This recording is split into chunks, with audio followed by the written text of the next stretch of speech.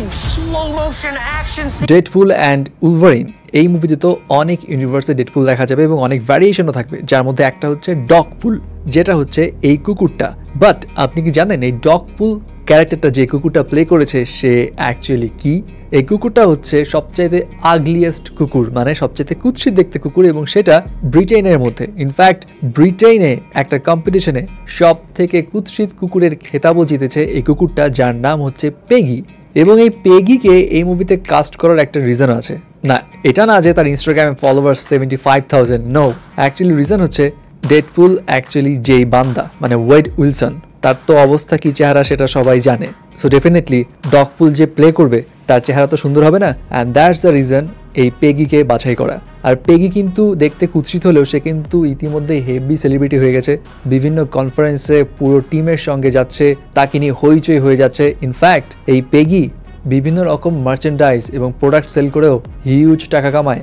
But Deadpool and Wolverine নিয়ে যখন কথা বলছি তখন একটা বিষয় বলে যাই, ডেডপুল অ্যান্ড উলভারিন মার্ভেলকে তো বাঁচাতেই আসছে এমনটাই অনেকে ধারণা করছে, এবং এই মুভি যদি সাকসেসফুলি চলে ওঠে তাহলে অনেক দরজা খুলে যাবে, যেখানের মধ্য দিয়ে মার্ভেল একের পর এক আরও ধামাকা দিতেই থাকবে। এবং গুঞ্জন রয়েছে যে হিউ জ্যাকম্যান শুধু এখানেই যে উলভারিন রোল প্লে করবে এমনটা নয়, হিউ জ্যাকম্যানকে সামনে আরও অ্যাভেঞ্জার্সের অন্যান্য মুভিতেও উলভারিন হিসেবে দেখা যেতে পারে। শুধু হিউ জ্যাকম্যানকে নয়, টবি ম্যাগুর, মানে যে প্রথম স্পাইডারম্যান প্লে করেছিল, তাকেও অ্যাভেঞ্জার্সের অন্যান্য মুভিতে দেখা যেতে পারে, কারণ মাল্টিভার্সের দরজাটা আরও অন্যভাবে এক্সপ্লোর করা হতে পারে ডেডপুল অ্যান্ড উলভারিনের মধ্য দিয়ে। ইনফ্যাক্ট কেউ কেউ এটাও বলছে হয়তো বা উলভারিন এবং স্পাইডারম্যানের ক্রস ওভার কোনো একটা মুভিতে এদের ফাইট সিকোয়েন্সও থাকতে পারে। এখন কি হবে না হবে সেটা তো সময়ের ব্যাপার, তবে এর মাঝে আরেকটা ইন্টারেস্টিং গুঞ্জনও আছে, সেটা হচ্ছে রেডিটের একটা ইনফরমেশন অনুযায়ী হিউ জ্যাকম্যান নাকি মার্ভেলকে বলেছে সে অ্যাভেঞ্জার্স সিক্রেট ওয়ার্সে থাকবে